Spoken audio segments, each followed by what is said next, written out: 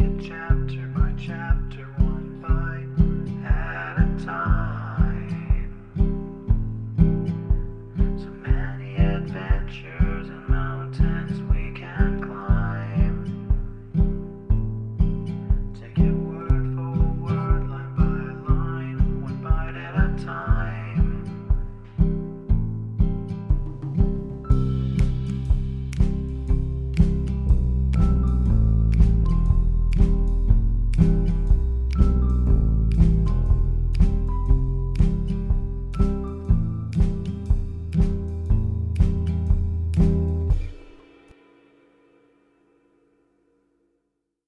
Welcome to Bite at a Time Books, where we read you your favorite classics one bite at a time. My name is Bree Carlisle, and I love to read, and wanted to share my passion with listeners like you. If you want to know what's coming next and vote on upcoming books, sign up for our newsletter at biteatatimebooks.com. You'll also find our new t-shirts in the shop. More to come with quotes from your favorite classic novels. Be sure to follow my show on your favorite podcast platform so you get all the new episodes.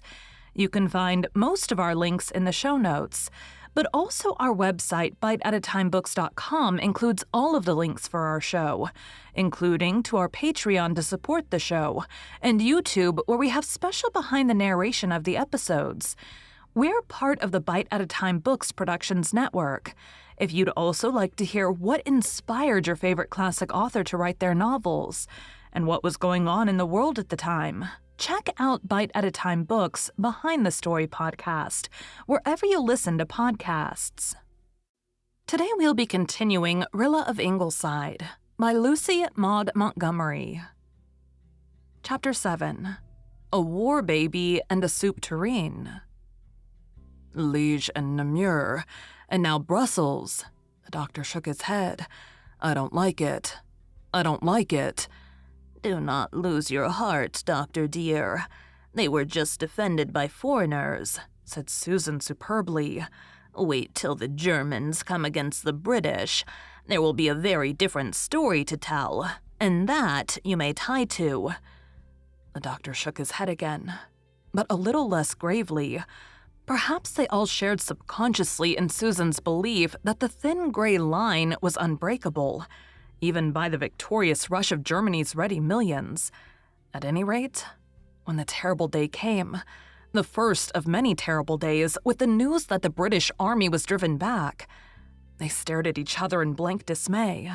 It can't be true, gasped Nan, taking a brief refuge in temporary incredulity. I felt that there was to be bad news today, said Susan, for that cat creature turned into Mr. Hyde this morning without rhyme or reason for it, and that was no good omen. A beaten but not a demoralized army, muttered the doctor from a London dispatch. Can it be England's army of which such a thing is said? It will be a long time now before the war is ended, said Mrs. Blythe despairingly. Susan's faith, which had for a moment been temporarily submerged, now reappeared triumphantly. Remember, Mrs. Doctor dear, that the British Army is not the British Navy. Never forget that. And the Russians are on their way too. The Russians are people I do not know much about, and consequently will not tie to. The Russians will not be in time to save Paris, said Walter gloomily. Paris is the heart of France, and the road to it is open. Oh, I wish. He stopped abruptly and went out. After a paralyzed day, the Ingleside folk found it was possible to carry on, even in the face of ever-darkening bad news. Susan worked fiercely in her kitchen. The doctor went out on his round of visits. Nan and Di returned to their Red Cross activities. Mrs. Blythe went to Charlottetown to attend a Red Cross convention. Rilla, after relieving her feelings by a stormy fit of tears in Rainbow Valley, and an outburst in her diary, remembered that she had elected to be brave and heroic. And she thought it really was heroic to volunteer to drive about the Glen in Four Winds one day, collecting promised Red Cross supplies with Abner Crawford's old gray horse. One of the Ingleside horses was lame, and the doctor needed the other. So there was nothing for it but the Crawford nag, a placid, unhasting, thick-skinned creature with an amiable habit of stopping every few yards to kick a fly off one leg with the foot of the other.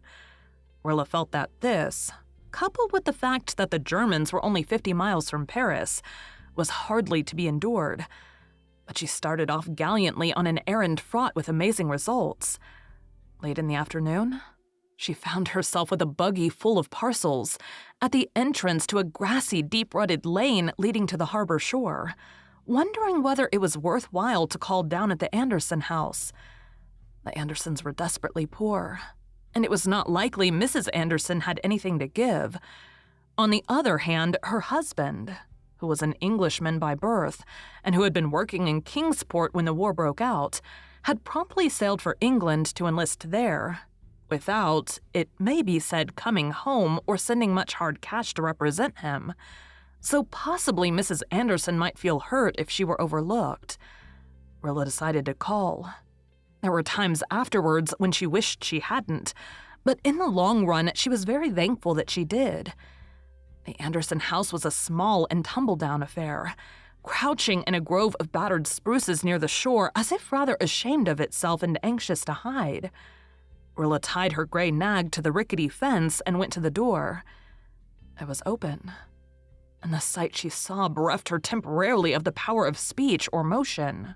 Through the open door of the small bedroom opposite her, Rilla saw Mrs. Anderson lying on the untidy bed. And Mrs. Anderson was dead. There was no doubt of that. Neither was there any doubt that the big, frowsy, red-headed, red-faced, over-fat woman sitting near the doorway, smoking a pipe quite comfortably, was very much alive.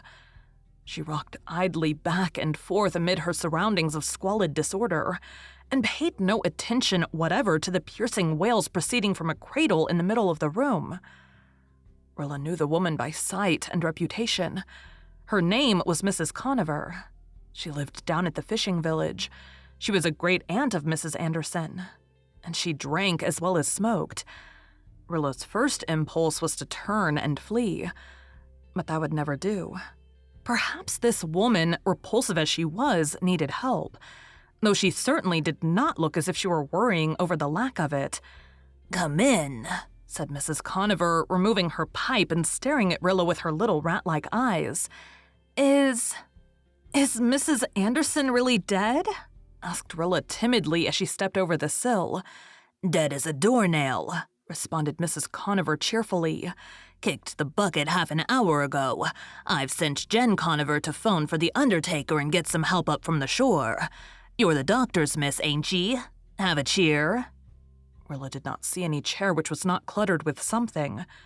She remained standing. "Wasn't it very sudden?" "Well, she's been a-pining ever since that worthless Jim lit out for England. Which I say it's a pity as he ever left. It's my belief she was took for death when she heard the news. That young'un there was born a fortnight ago, and since then she's just gone down, and today she up and died without a soul expecting it." "Is there anything I can do to help?" hesitated Rilla. "Bless ye's no, unless you've a knack with kids. I haven't. That young'un there never lets up squalling day or night. I've just got that I take no notice of it." Rilla tiptoed gingerly over to the cradle and more gingerly still pulled down the dirty blanket. She had no intention of touching the baby. She had no knack with kids either. She saw an ugly midget with a red, distorted little face rolled up in a piece of dingy old flannel. She had never seen an uglier baby. Yet a feeling of pity for the desolate orphaned mite which had come out of the everywhere into such a dubious here took sudden possession of her. "What is going to become of the baby?" she asked. "Lord knows," said Mrs. Conover candidly. "Men worried awful over that before she died. She kept on a-saying, 'Oh, what will become of my poor baby?' till it really got on my nerves. I ain't a-going to trouble myself with it, I can tell yees. I brung up a boy that my sister left, and he skinned out as soon as he got to be some good and won't give me a mite of help in my old age. Ungrateful whelp as he is. I told Min it'd have to be sent to an orphan asylum till we'd see if Jim ever came back to look after it. Would yees believe it? She didn't relish the idea, but that's the long and short of it." But who will look after it until it can be taken to the asylum? Persisted Rilla. Somehow the baby's fate worried her. S'pose I'll have to, grunted Mrs. Conover. She put away her pipe and took an unblushing swig from a black bottle she produced from a shelf near her. It's my opinion the kid won't live long. It's sickly.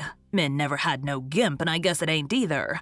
Likely it won't trouble anyone long, and good riddance, says I. Rilla drew the blanket down a little farther. Why, the baby isn't dressed, she exclaimed in a shocked tone. Who was to dress him, I'd like to know, demanded Mrs. Conover truculently. I hadn't time. Took me all the time there was looking after men. Sides, as I told ye's, I don't know nothin' 'bout kids. Old Mrs. Billy Crawford, she was here when it was born, and she washed it and rolled it up in that flannel. And Jen, she's tended it a bit since.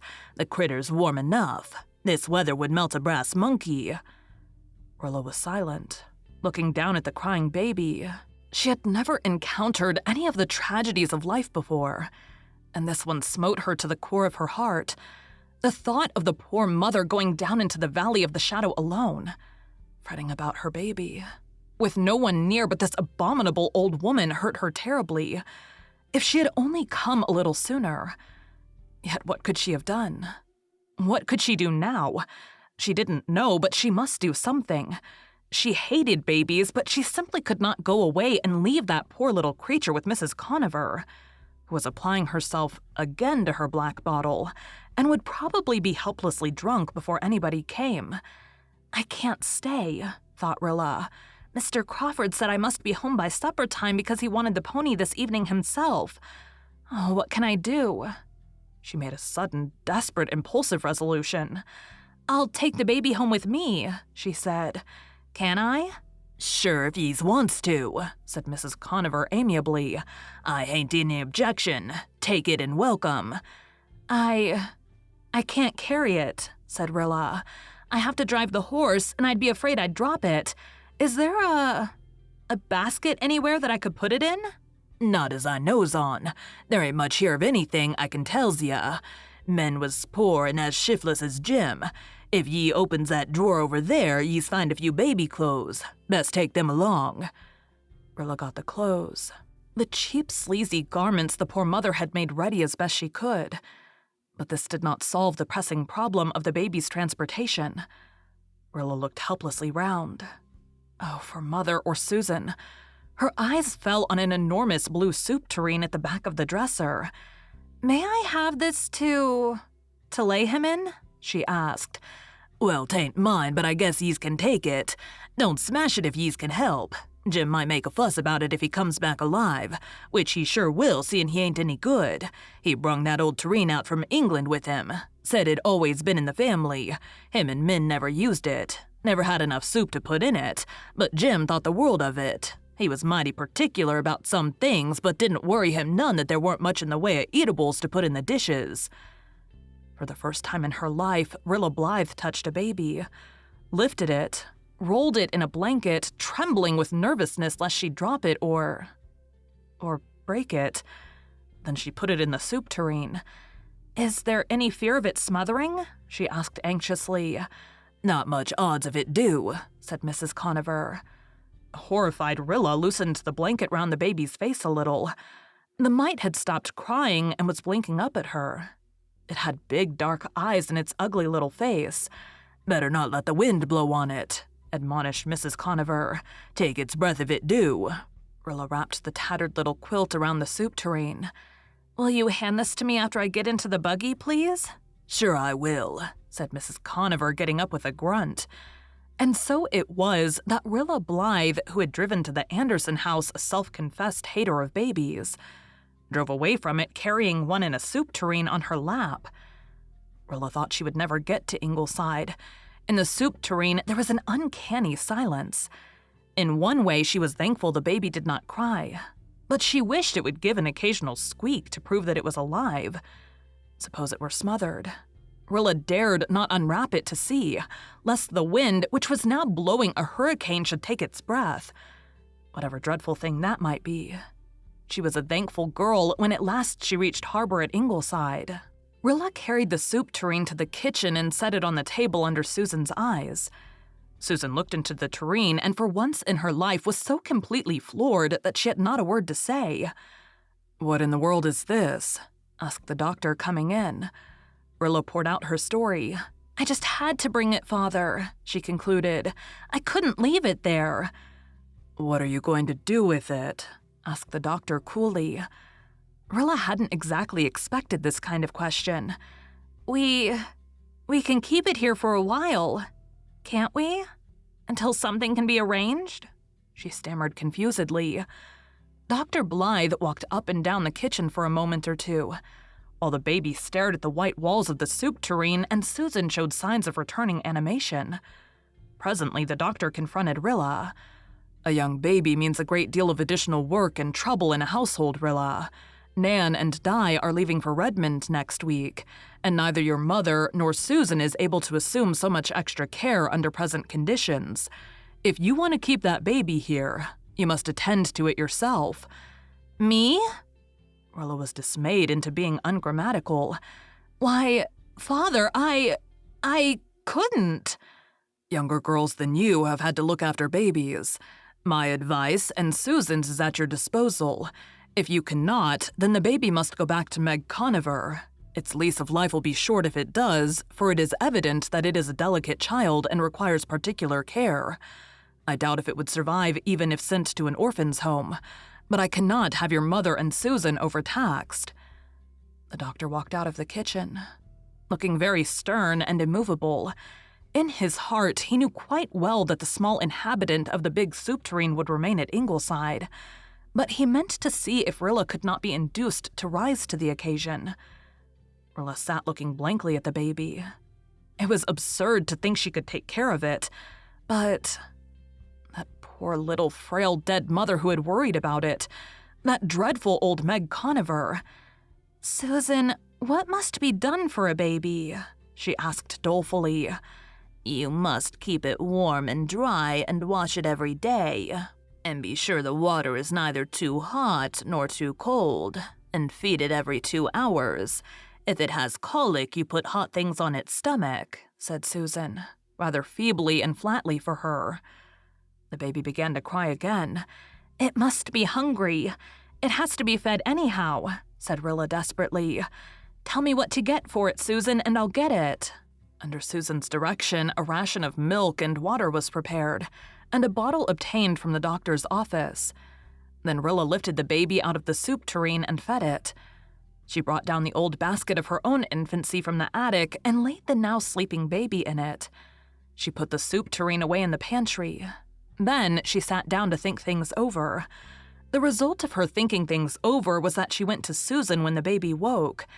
"I'm going to see what I can do, Susan. I can't let that poor little thing go back to Mrs. Conover. Tell me how to wash and dress it." Under Susan's supervision, Rilla bathed the baby. Susan dared not help other than by suggestion, for the doctor was in the living room and might pop in at any moment. Susan had learned by experience that when Dr. Blythe put his foot down and said a thing must be, that thing was. Rilla set her teeth and went ahead. In the name of goodness, how many wrinkles and kinks did a baby have? Why, there wasn't enough of it to take hold of. Oh, suppose she let it slip into the water. It was so wobbly. If it would only stop howling like that. How could such a tiny morsel make such an enormous noise? Its shrieks could be heard over Ingleside from cellar to attic. "Am I really hurting it much, Susan, do you suppose?" she asked piteously. "No, dearie. Most new babies hate like poison to be washed. You are real knacky for a beginner. Keep your hand under its back, whatever you do, and keep cool." Keep cool? Rilla was oozing perspiration at every pore. When the baby was dried and dressed and temporarily quieted with another bottle, she was as limp as a rag. "What must I do with it tonight, Susan?" A baby by day was dreadful enough. A baby by night was unthinkable. "Set the basket on a chair by your bed and keep it covered. You'll have to feed it once or twice in the night, so you would better take the oil heater upstairs. If you cannot manage it, call me and I will go, doctor or no doctor." "But Susan, if it cries..."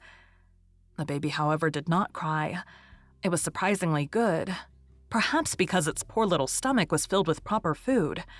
It slept most of the night, but Rilla did not. She was afraid to go to sleep for fear something would happen to the baby. She prepared its 3 o'clock ration with a grim determination that she would not call Susan. Oh, was she dreaming? Was it really she, Rilla Blythe, who had got into this absurd predicament? She did not care if the Germans were near Paris. She did not care if they were in Paris, if only the baby wouldn't cry or choke or smother or have convulsions. Babies did have convulsions, didn't they? Oh, why had she forgotten to ask Susan what she must do if the baby had convulsions? She reflected rather bitterly that father was very considerate of mother's and Susan's health. But what about hers? Did he think she could continue to exist if she never got any sleep? But she was not going to back down now. Not she. She would look after this detestable little animal if it killed her. She would get a book on baby hygiene and be beholden to no one. She would never go to father for advice. She wouldn't bother mother, and she would only condescend to Susan in dire extremity. They would all see. Thus it came about that Mrs. Blythe, when she returned home 2 nights later and asked Susan where Rilla was electrified by Susan's composed reply. "She's upstairs, Mrs. Doctor dear, putting her baby to bed." Thank you for joining Bite at a Time Books today, while we read a bite of one of your favorite classics. Again, my name is Bree Carlisle, and I hope you come back tomorrow for the next bite of Rilla of Ingleside. Don't forget to sign up for our newsletter at biteatatimebooks.com and check out the shop. You can check out the show notes or our website, biteatatimebooks.com, for the rest of the links for our show.